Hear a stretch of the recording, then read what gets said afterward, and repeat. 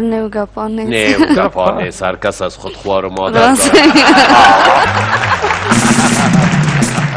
گپا کج میبره آقای اعتمادی. ایسو بیا یک ذره گمش کرد. باز چه وقت عروسی میکنین؟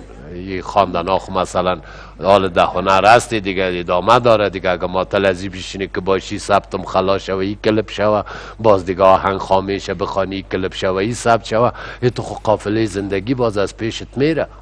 تا فعلا خود تصمیم ندارم. امورا گفتم باز چه وقت تصمیم میگیریم؟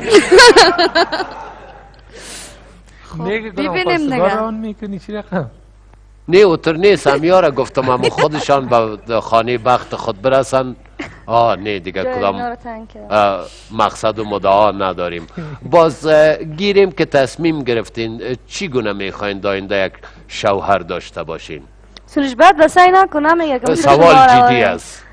سوال جدی است، گفتم خنده نکنه. نمیمونی ها دختر، من میگم جدی سوال میکنه. سوال که خنده دار کنی باز از خندش میگیره.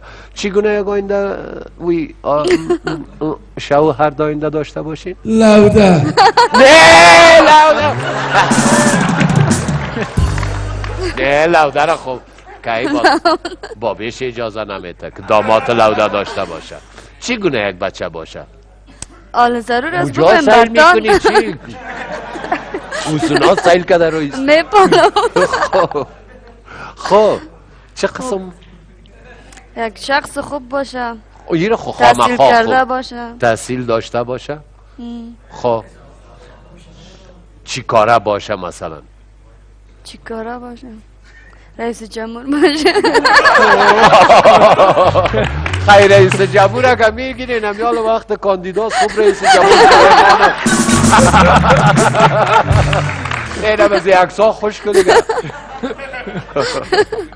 خب این باز مثلا مردکی چاق کلوله باشه یا دراز خاکلوده باشه، سیاه پوست باشه، خالد جانواری مثلا سفید پوست باشه.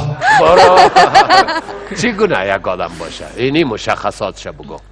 ای تو آدم لاوالی و شرابی باشه یا زاهد پاک نمازخان، چی رقم آدم باشه؟ یک آدم نمازخان باشه. خب خودت الله اکبر نمی کنی؟ نمازهای خودم سر از او میخوانی؟